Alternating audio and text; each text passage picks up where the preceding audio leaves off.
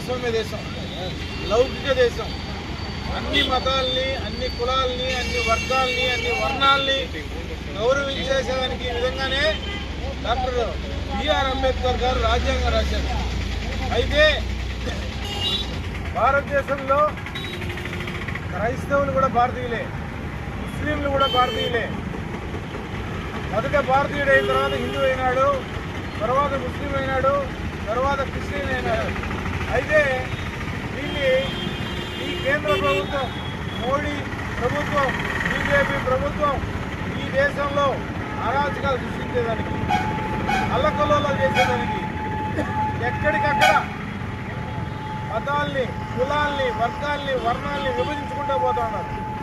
భారతదేశంలో ప్రతి మతస్థుడు కూడా బతికేదానికి స్వచ్ఛమైన హక్కు ఉంది.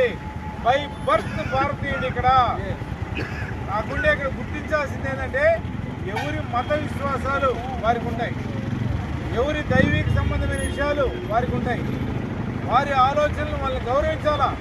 ప్రతి మతస్థుడి యొక్క దైవిక సంబంధమైన విషయాలు మనం గౌరవించాలా. అలా గౌరవించకుండా కేవలం మోడీ గారు ఆర్ఎస్ఎస్ విధానాల వల్ల ఈ దేశంలో ఇతర మతస్థుల మీద విపరీతమైన దాడులు జరుగుతున్నాయి. వీటన్నింటినీ కూడా అరికట్టే రోజు తొందరలో ఉంది. జగన్మోహన్ రెడ్డి గారు అన్ని మతాల్ని విశ్వసిస్తూ ఉన్నారు. జగన్మోహన్ రెడ్డి గారి నాయకత్వంలో ఉన్న వైఎస్ఆర్ కాంగ్రెస్ పార్టీ ప్రభుత్వం మేము పరిపూర్ణంగా క్రైస్తవ సోదరులకు అందరికీ కూడా అనంతపురంలో జరిగిన దాడికి నిరసిస్తూ ఈరోజు ఈ కార్యక్రమంలో పాల్గొంటున్నాం. వైఎస్ఆర్ కాంగ్రెస్ పార్టీ మీ వెంటే ఉంటుంది, మీతోనే నడుస్తాం, ఇబ్బంది లేదు. మనకు అన్ని మతాలని గౌరవించాలన్నది ఒక సిద్ధాంతము. ఏ ఒక్క మతానికి ఈ భారతదేశంలో ఏ ఒక్క మతంది కాదు భారతదేశం. ఇది అతి పెద్ద ప్రజాస్వామ్య దేశం. ఆ విషయాన్ని